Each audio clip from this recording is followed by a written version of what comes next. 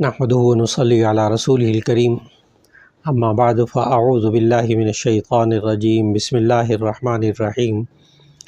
ما كان محمد ابا احد من رجالكم ولكن رسول الله وخاتم النبيين وكان الله بكل شيء عليما۔ 7 ستمبر 1974 کو قومی اسمبلی سے بل پاس کیا گیا جس کے نتیجے میں تمام مرزائیوں کو، احمدیوں کو، چاہے کسی بھی فرقے سے تعلق رکھتے ہوں، ان کو کافر قرار دیا گیا۔ اب اس بات کو 2024 میں 50 سال ہونے کو ہے، چنانچہ